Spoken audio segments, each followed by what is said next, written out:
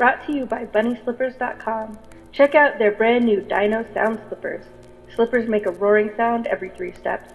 Made with green scaly fabric, soft plush uppers, foam footbeds, non-slip grips on soles, and 3 white claws on each foot. One size fits most up to women's 10.5, men's 9. Footbed measures 10.5. Black Clock Audio Tales is a daily podcast that reads you a story, either a chapter of a novel or a whole short story. Join us in our exploration of old ghost stories, supernatural fiction, horror tales, folk tales, fantasy, gothic horror, weird fiction, and cosmic horror. And don't forget to join us for our monthly show about the Cthulhu Mythos. Look for our podcast near the old wishing well in the blasted heath, wherever you find your podcasts. We suggest Podbean or Apple Podcasts. Find us on the web at pgttcm.com and at Black Clock Audio on Instagram, Twitter, and Facebook, and Black Clock Audio Tales on YouTube. Welcome to Black Clock Audio Tales. Check out our new website over at www.pgttcm.com. Edited by Daniel Spitzer, music by Kevin MacLeod. The Chamber, Oppressive Gloom, Despair. Welcome to Part 1, Folklore of Great Britain. Join us at the end of the month when we talk about the great old ones.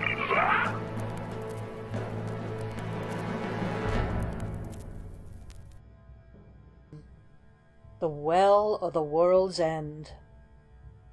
There was once an old widow woman who lived in a little cottage with her only daughter, who was such a bonny lassie that everyone liked to look at her. One day the old woman took a notion into her head to bake a girdle full of cakes, so she took down her bake-board and went to the girnel and fetched a basinful of meal, but when she went to seek a jug of water to mix the meal with, she found that there was none in the house. So she called to her daughter who was in the garden, and when the girl came she held out the empty jug to her, saying, "Run like a good lassie to the Well of the World's End and bring me a jug of water, for I have long found that water from the Well of the World's End makes the best cakes." So the lassie took the jug and set out on her errand. Now, as its name shows, it is a long road to that well, and many a weary mile had the poor maid to go ere she reached it. But she arrived there at last, and what was her disappointment to find it dry. She was so tired and so vexed that she sat down beside it and began to cry, for she did not know where to get any more water, and she felt that she could not go back to her mother with an empty jug. While she was crying, a nice yellow paddock with very bright eyes came jumping over the stones of the well, and squatted down at her feet, looking up into her face. "And why are you greeting, my bonny maid?" he asked. "Is there aught that I can do to help thee?" "I am greeting because the well is empty," she answered, "and I cannot get any water to carry home to my mother." "Listen," said the paddock softly, "I can get thee water in plenty, if so be thou wilt promise to be my wife." Now the lassie had but one thought in her head, and that was to get the water for her mother's oatcakes, and she never for a moment thought that the paddock was in earnest, so she promised gladly enough to be his wife if he would get her a jug of water. No sooner had the words passed her lips than the beastie jumped down the mouth of the well, and in another moment it was full to the brim with water. The lassie filled her jug and carried it home without troubling any more about the matter. But late that night, just as her mother and she were going to bed, something came with a faint thud against the cottage door, and then they heard a tiny little wee voice singing, "Oh, open the door, my hinny, my heart. Oh, open the door, my ain true love. Remember the promise that you and I made down in the meadow where we two met." "Whish!" said the old woman, raising her head. "What noise is that at the door?" "Oh," said her daughter, who was feeling rather frightened, "it's only a yellow paddock." "Poor bit beastie," said the kind-hearted old mother. "Open the door and let him in. It's cold work sitting on the doorstep." So the lassie very unwillingly opened the door, and the paddock came jumping across the kitchen and sat down at the fireside. And while he sat there he began to sing this song: "Oh, gimme my supper, my hinny, my heart. Oh, gimme my supper, my ain true love. remember the promise that you and I made down in the meadow where we two met." "Gie the poor beast his supper," said the old woman. "He's an uncommon paddock that can sing like that." "Tut!" replied her daughter crossly, for she was growing more and more frightened as she saw the creature's bright black eyes fixed on her face. "I'm not going to be so silly as to feed a wet, sticky paddock." "Don't be so ill-natured and cruel," said her mother. "Who knows how far the little beastie has travelled, and I'll warrant that it would like a saucerful of milk." Now the lassie could have told her that the paddock had travelled from the Well of the World's End, but she held her tongue, and went ben to the milk house, and brought back a saucerful of milk, which she set down before the strange little visitor. "Na chap off my head, my hinny, my heart, na chap off my head, my ain true love. Remember the promise that you and I made down in the meadow where we two met." "Hoot havers, pay no heed, the creature's daft!" exclaimed the old woman, running forward to stop her daughter, who was raising the axe to chop off the paddock's head. But she was too late. Down came the axe, off went the head, and lo and behold, on the spot where the little creature had sat stood the handsomest young prince that had ever been seen. He wore such a noble air and was so richly dressed that the astonished girl and her mother would have fallen on their knees before him had he not prevented them by a movement of his hand. "'Tis I that should kneel to thee, sweetheart," he said, turning to the blushing girl, "for thou hast delivered me from a fearful spell which was cast over me in my infancy by a wicked fairy, who at the same time slew my father. For long years I have lived in that well, the Well of the World's End, waiting for a maiden to appear, who should take pity on me, even in my loathsome disguise, and promise to be my wife, and who would also have the kindness to let me into her house, and the courage, at my bidding, to cut off my head. Now I can return and claim my father's kingdom, and thou, most gracious maiden, will go with me and be my bride, for thou well deservest the honour." And this was how the lassie who went to fetch water from the Well of the World's End became a princess. Farquhar MacNeill. Once upon a time there was a young man named Farquhar MacNeill. He had just gone to a new situation, and the very first night after he went to it, his mistress asked him if he would go over the hill to the house of a neighbour and borrow a sieve, for her own was all in holes, and she wanted to sift some meal. Farquhar agreed to do so, for he was a willing lad, and he set out at once upon his errand, after the farmer's wife had pointed out to him the path that he was to follow, and told him that he would have no difficulty in finding the house, even though it was strange to him, for he would be sure to see the light in the window.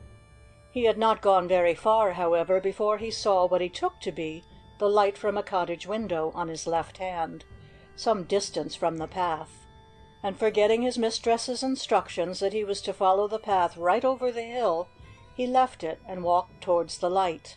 It seemed to him that he had almost reached it when his foot tripped, and he fell down, down, down into a fairy parlour far under the ground. It was full of fairies who were engaged in different occupations. Close by the door, or rather the hole down which he had so unceremoniously tumbled, two little elderly women, in black aprons and white mutches, were busily engaged in grinding corn between two flat millstones. Other two fairies, younger women in blue print gowns and white kerchiefs, were gathering up the freshly ground meal and baking it into bannocks, which they were toasting on a girdle over a peat fire which was burning slowly in a corner. They all stopped their various employments when Farquhar came suddenly down in their midst, and looked at him in alarm, but when they saw that he was not hurt they bowed gravely and bade him be seated. Then they went on with their work and with their play as if nothing had happened. But Farquhar, being very fond of dancing, and being in no wise anxious to be seated, thought that he would like to have a reel first, so he asked the fairies if he might join them, and they, although they looked surprised at his request, allowed him to do so, and in a few minutes the young man was dancing away as gaily as any of them. And as he danced, a strange change came over him. He forgot his errand, he forgot his home, he forgot everything that had ever happened to him. He only knew that he wanted to remain with the fairies all the rest of his life. And he did remain with them, for a magic spell had been cast over him, and he became like one of themselves, and could come and go at nights without being seen, and could sip the dew from the grass and honey from the flowers, as daintily and noiselessly as if he had been a fairy born. Time passed by, and one night he and a band of merry companions set out for a long journey through the air. They started early, for they intended to pay a visit to the Man in the Moon, and be back again before cock-crow. All would have gone well if Farquhar had only looked where he was going, but he did not, being deeply engaged in making love to a young fairy maiden by his side. So he never saw a cottage that was standing right in his way, till he struck against the chimney and stuck fast in the thatch. His companions sped merrily on, not noticing what had befallen him, and he was left to disentangle himself as best he could. As he was doing so, he chanced to glance down the wide chimney, and in the cottage kitchen he saw a comely young woman dandling a rosy-cheeked baby. Now, when Farquhar had been in his mortal state, he had been very fond of children, and a word of blessing rose to his lips. "God shield thee," he said, as he looked at the mother and child, little guessing what the result of his words would be. For scarce had the holy name crossed his lips, than the spell which had held him so long was broken, and he became as he had been before. Instantly his thoughts flew to his friends at home, and to the new mistress whom he had left waiting for her sieve, for he felt sure that some weeks must have elapsed since he set out to fetch it, so he made haste to go to the farm. When he arrived in the neighborhood, everything seemed strange. There were woods where no woods used to be, and walls where no walls used to be. To his amazement, he could not find his way to the farm, and worst of all, in the place where he expected to find his father's house, he found nothing but a crop of rank green nettles. In great distress he looked about for someone to tell him what it all meant, and at last he found an old man thatching the roof of a cottage. The old man was so thin and grey that at first Farquhar took him for a patch of mist, but as he went nearer he saw that he was a human being, and, going close up to the wall and shouting with all his might, for he felt sure that such an ancient man would be deaf, he asked him if he could tell him where his friends had gone to, and what had happened to his father's dwelling. The old man listened, then he shook his head. "I never heard of him," he answered slowly, "but perhaps my father might be able to tell you." "Your father?" said Farquhar in great surprise. "Is it possible that your father is alive?" "Aye, he is," answered the old man with a little laugh. "If you go into the house, you'll find him sitting in the armchair by the fire." Farquhar did as he was bid, and on entering the cottage found another old man, who was so thin and withered and bent that he looked as if he must at least be 100 years old. He was feebly twisting ropes to bind the thatch on the roof.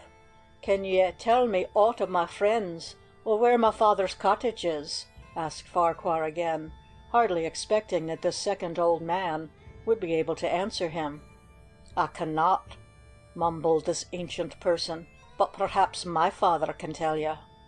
"Your father!" exclaimed Farquhar, more astonished than ever. "But surely he must be dead long ago." The old man shook his head with a weird grimace.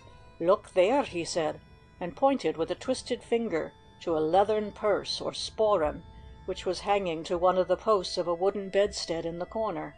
Farquhar approached it, and was almost frightened out of his wits by seeing a tiny shriveled face, crowned by a red pearny, looking over the edge of the sporran.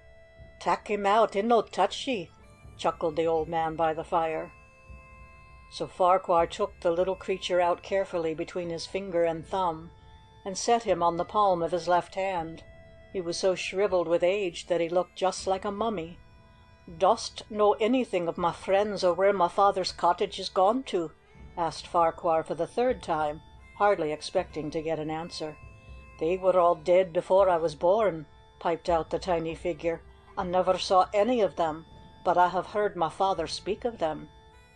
"Then I must be older than you!" cried Farquhar in great dismay, and he got such a shock at the thought that his bones suddenly dissolved into dust, and he fell, a heap of grey ashes, on the floor.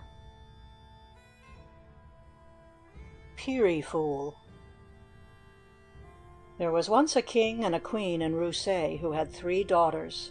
When the young princesses were just grown up, the king died, and the crown passed to a distant cousin who had always hated him, and who paid no heed to the widowed queen and her daughters.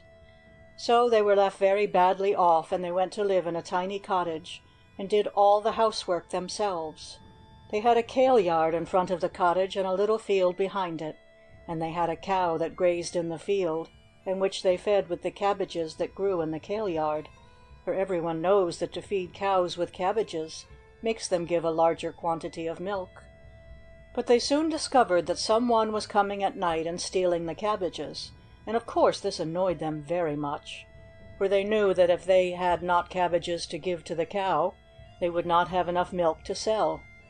So the eldest princess said that she would take out a 3-legged stool and wrap herself in a blanket and sit in the kale yard all night to see if she could catch the thief. And although it was very cold and very dark, she did so. At first it seemed as if all her trouble would be in vain, for hour after hour passed and nothing happened. But in the small hours of the morning, just as the clock was striking 2, she heard a stealthy trampling in the field behind, as if some very heavy person were trying to tread very softly, and presently a mighty giant stepped right over the wall into the kale yard. He carried an enormous creel on his arm and a large sharp knife in his hand, and he began to cut the cabbages and to throw them into the creel as fast as he could. Now the princess was no coward, so, although she had not expected to face a giant, she gathered up her courage and cried out sharply, "Who gave thee liberty to cut our cabbages? Leave off this minute and go away." The giant paid no heed, but went on steadily with what he was doing.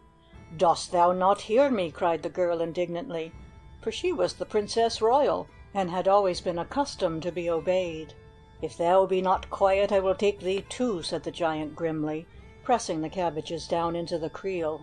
"I should like to see thee try," retorted the princess, rising from her stool and stamping her foot, for she felt so angry that she forgot for a moment that she was only a weak maiden and he was a great and powerful giant.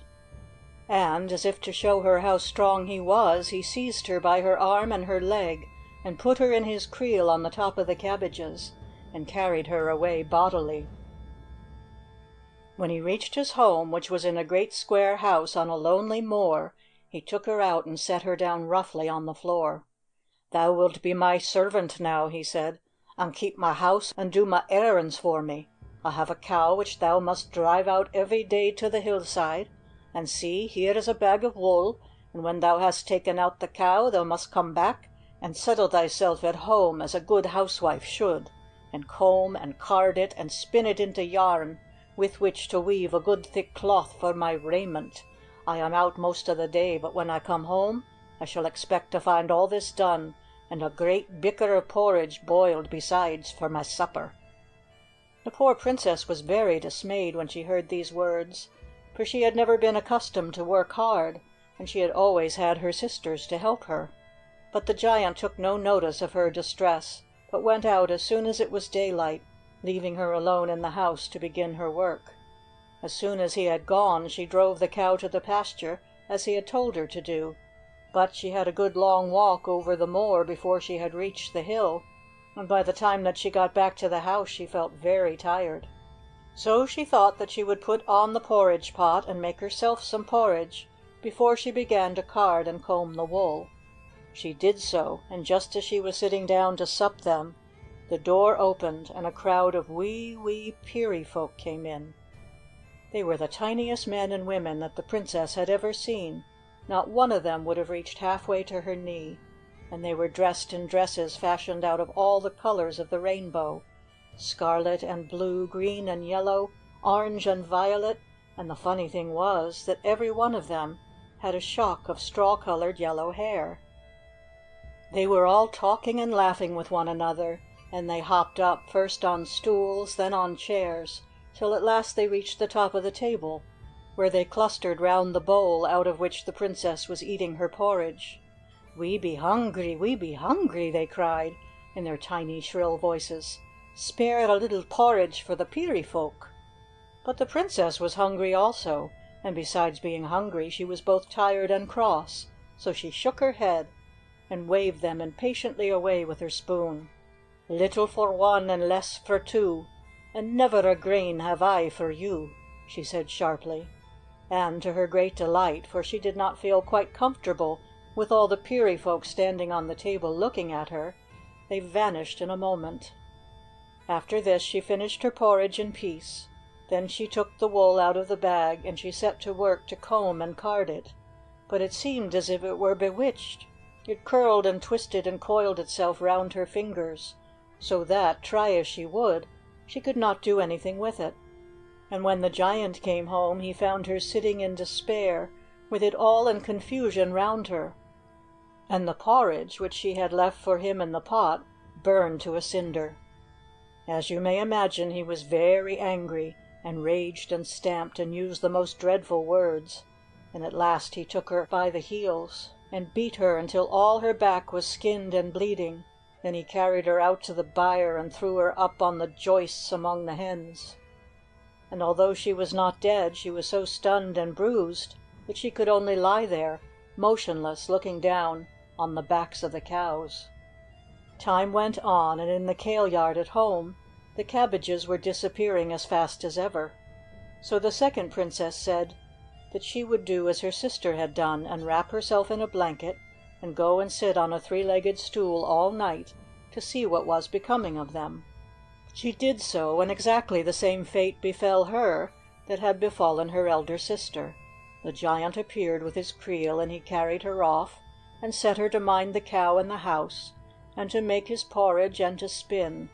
And the little yellow-headed peery folk appeared and asked her for some supper, and she refused to give it to them, and after that she could not comb or card her wool, and the giant was angry, and he scolded her, and beat her, and threw her up half dead on the jousts beside her sister and the hens. Then the youngest princess determined to sit out in the kale yard all night, not so much to see what was becoming of the cabbages, as to discover what had happened to her sisters. And when the giant came and carried her off, she was not at all sorry, but very glad, for she was a brave and loving little maiden, and now she felt that she had a chance of finding out where they were, and whether they were dead or alive. So she was quite cheerful and happy, for she felt certain that she was clever enough to outwit the giant, if only she were watchful and patient. So she lay quite quietly in her creel above the cabbages, but she kept her eyes very wide open to see by which road he was carrying her off. And when he set her down in his kitchen, and told her all that he expected her to do, she did not look downcast like her sisters, but nodded her head brightly, and said that she felt sure that she could do it. And she sang to herself as she drove the cow over the moor to pasture, and she ran the whole way back, so that she should have a good long afternoon to work at the wool, and although she would not have told the giant this, to search the house. Before she set to work, however, she made herself some porridge, just as her sisters had done, and just as she was going to sup them, all the little yellow-haired peery folk trooped in, and climbed up on the table, and stood and stared at her.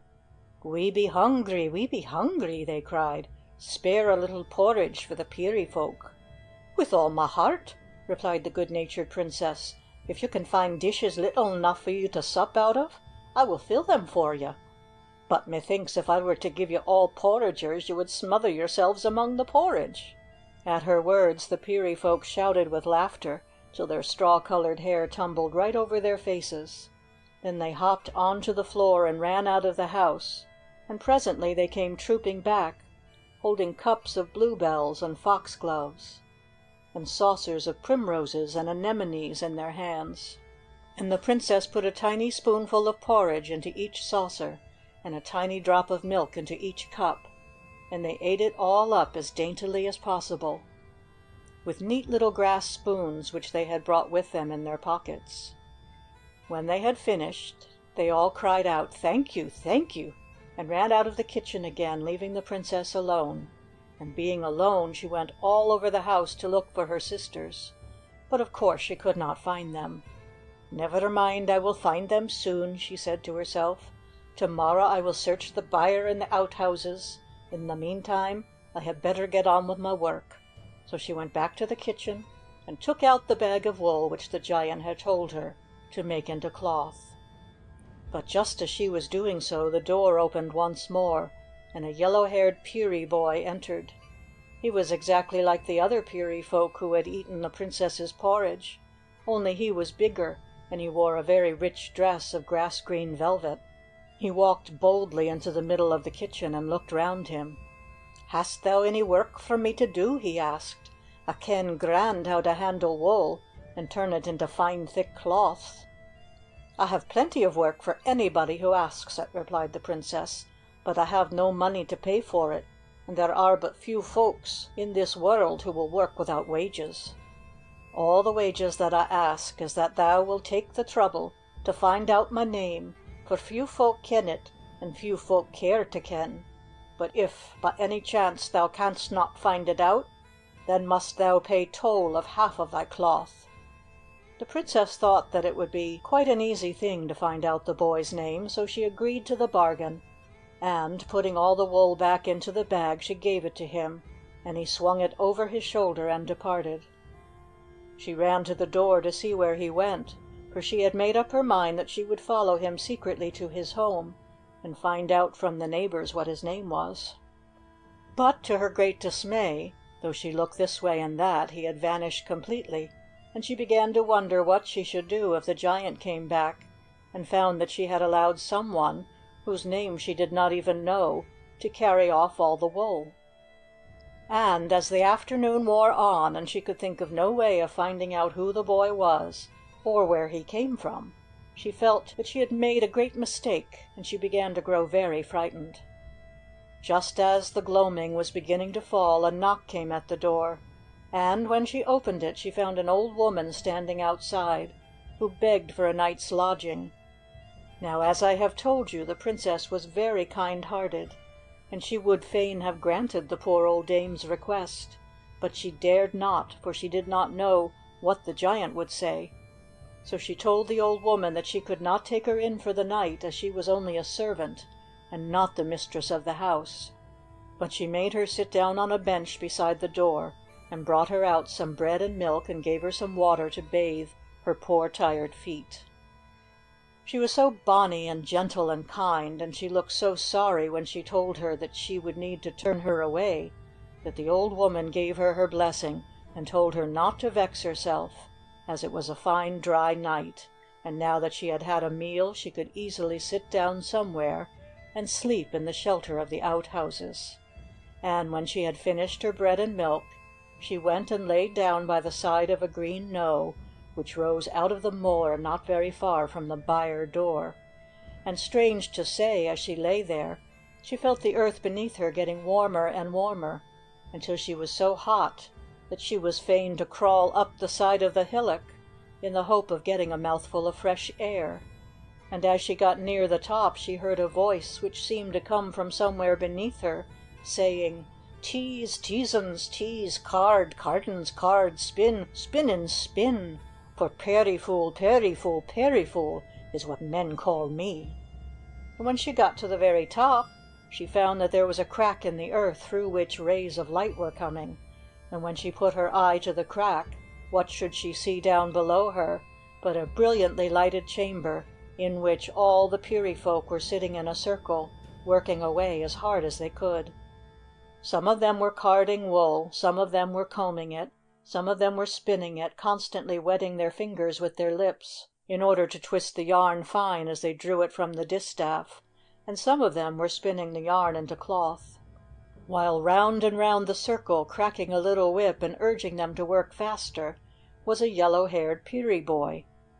"This is a strange thing, and these be queer ongoings," said the old woman to herself, creeping hastily down to the bottom of the hillock again. "I must e'en go and tell the bonny lassie in the house yonder.